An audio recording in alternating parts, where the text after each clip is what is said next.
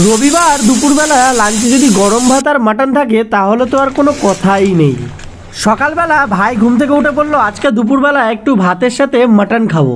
আমি বাজার থেকে মাটনটা এনে দিচ্ছি, তুমি ততক্ষণ মশলাগুলো রেডি করো। ভাই বাজারে যাওয়ার সাথে সাথেই মা পেঁয়াজ আদা রসুন ও আলু ফালু কেটে রেডি। আমাকে বললো একটু মশলাটা করে দিত। আমি মশলাটা মিক্সিতে বেটে একটা বাটিতে ঢেলে নিলাম। ভাই মাটনটা এনে দেওয়ার পরই মা চটপট ব্যাপারটাকে একটা পাত্রের মধ্যে ঢেলে নিল। এইবার সবার আগে আমাদের মাটনটা ভালো করে কিন্তু ধুয়ে নিতে হবে। মাটনটা কিন্তু রেয়াজি মাটন ছিল। ফার্স্টে ভালো করে জলের মধ্যে নিয়ে ব্যাপারগুলোকে ভালো করে কচলিয়ে কচলিয়ে ধুয়ে নিতে হবে, যাতে একটু রক্ত বা কিছু লেগে না থাকে। ধুয়ে নেওয়ার পর আরেকটা বাটির মধ্যে মা চটপট জিনিসটাকে তুলে নিল। বলল যে এর থেকে অনেকটা জল বেরোবে, তাই জন্য মাংসগুলোকে চিপে চিপে যতটা পরিমাণ জল আর কি বাদ দেওয়া যায় বাদ দিয়ে আরেকটা শুকনো কড়াইয়ের মধ্যে নিয়ে নিল। এইবার কিন্তু এখানে নুন হলুদ দিয়ে বাকি ম্যারিনেশনটা করতে হবে। জলটা ঝরিয়ে নিয়ে ওপর থেকে একটুখানি নুন তারপরে হলুদ দিয়ে ব্যাপারটাকে ভালো করে মা ফার্স্টে মেখে নিল। নুন ও হলুদ মাখিয়ে নেওয়ার পর এইবার ওর মধ্যে অল্প সর্ষের তেল দিয়ে ভালো করে পুরো মাটনটাকে মাখিয়ে নিল। আমার তো ভিডিও করতে করতেই জল আসছিল জিভে, এটা ভেবে যে কতক্ষণে মাটনটা রেডি হবে আর দুপুরবেলা গরম ভাতের সাথে এই ব্যাপারটাকে খেয়ে নেব।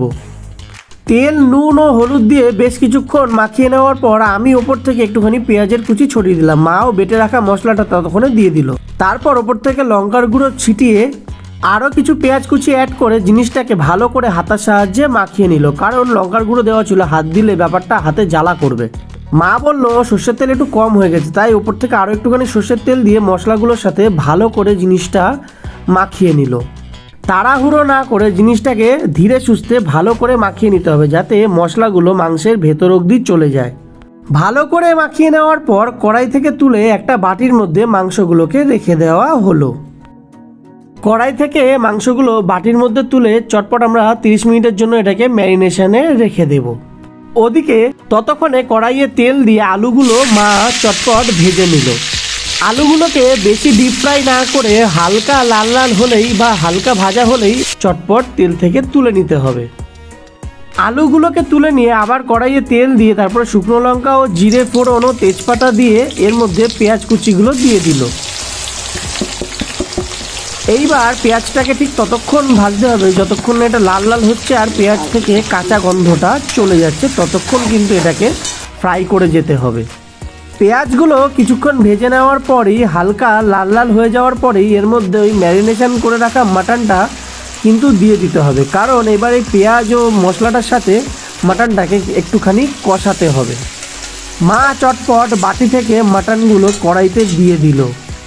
মা আমায় বললো আমি এগুলো কষাতে কষাতে তুই আমাকে একটু টমেটোর পেস্ট বানিয়ে দিত। আমিও টমেটোগুলো পিস পিস করে কেটে নিয়ে মিক্সির মধ্যে দিয়ে একটা ছোট্ট করে পেস্ট বানিয়ে নিয়ে চলে এলাম। মাংসটাকে কষাতে কষাতে দেখলো যে মাংসটা থেকে প্রচুর জল বেরিয়েছে। আমি বললাম এক কাজ করো, ফার্স্টে একটা হাতা দিয়ে তাহলে এই গ্রেভিটাকে তুলে একটা বাটির মধ্যে রেখে নাও। মা গ্রেভিটা তুলে এর মধ্যে ভেজে রাখা আলুগুলো ফার্স্টে দিয়ে দিল। তারপরে আলুগুলোর সাথে কিছুক্ষণ কষিয়ে নিয়ে ওপর থেকে টমেটোর এই পেস্টটাও দিয়ে দিল। এইবার এটা দিয়ে ভালো করে কিন্তু আলু ও মাংসটাকে ভালো করে কষাতে হবে। কিছুক্ষণ ভালো করে কষিয়ে নেওয়ার পর যেই বাকি জলটুকু শুকিয়ে গেছে, এইবার মা বলল যে এবার এটাকে প্রেসার কুকারে দিতে হবে। যেমন বলা তেমন কাজ। গ্যাসের মধ্যে প্রেসার কুকারটা বসিয়ে একটু সর্ষের তেল দিয়ে ভালো করে ওর মধ্যে কাঁচা লঙ্কা দিয়ে মাংসগুলোকে তুলে তুলে ওই প্রেসার কুকারের মধ্যে দিয়ে দিল। তারপরে তুলে রাখা ওই গ্রেভিটাও দিয়ে দিল প্রেসার কুকারের মধ্যে। এরপর আস্তে আস্তে কড়াই থেকে প্রত্যেকটা মাংস ও আলু তুলে নিয়ে দিয়ে দেওয়া হলো প্রেসার কুকারে। এইবার পুরোটা এখানে ভরাট করে নেওয়ার পর এই প্রেসার কুকারটাকে আমরা বন্ধ করে কিছুক্ষণ ব্যাপারটাকে সেদ্ধ করে নেব, যাতে মাংসটা একটু নরম হয়ে যায়। মাংসগুলো সেট হয়ে গেছে প্রেসার কুকারে। এইবার একটুখানি নাড়িয়ে নিয়ে আমরা ঢাকনা বন্ধ করে রেখে দেবো কিছুক্ষণ সেদ্ধ করার জন্য। অতটা ভরে যাওয়ার জন্য মা বলছিল যে এই রে বেশি ভরাট করে ফেললাম, এবার প্রেসার কুকারটা না ফেটে যায়। তারও কিছুক্ষণের মধ্যেই দেখলাম ফার্স্ট সিটিটা পড়ে গেল। মা বললো একটা সিটি যখন পড়ে গেছে এইবার নিশ্চিন্তে, এবার আর কিছু হবে না, এবার ওটাকে রেখে দে, ওর মতো ও সেদ্ধ হয়ে গেলে তখন নামিয়ে নেওয়া যাবে। একের পর এক সিটি পড়েই যাচ্ছিল। মাকে বললাম যে এটা আর কটা সিটি পর নামাতে হবে। মা বললো এখন সিটিগুলো অল্প অল্প পড়ছে, যখন দেখবি সিটিটা অনেকক্ষণ ধরে পড়ছে তখন বুঝবি যে প্রেসার কুকারের ব্যাপারটা কমপ্লিট হয়ে গেছে। তখন আমাদের গ্যাসটাকে বন্ধ করে জিনিসটাকে ঠান্ডা হতে দিতে হবে। মোটামুটি দেখলাম 5-6টা সিটি অলরেডি পড়ে গেছে। আমি বললাম আর কতক্ষণ? মা বললো না হয়ে গেছে, এবার গ্যাসটা বন্ধ করে দে। গ্যাসটা বন্ধ করে দেওয়ার পর উপর থেকে এরকম এটা তুলে হাওয়াটা বের করে নিল।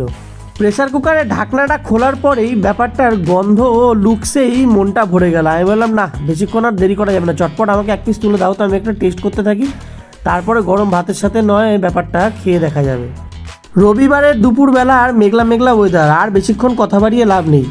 আমি মাটনটা খেয়ে দেখি। তোমাদের যদি ভিডিওটা ভালো লেগে থাকে আমার চ্যানেলটাকে সাবস্ক্রাইব করে দিও, আর পারলে বন্ধুবান্ধবের সাথে শেয়ার করে দিও। যদি কোনো ভুল ত্রুটি হয় কমেন্টে জানিও, সেটাকে শুধরানোর চেষ্টা করব।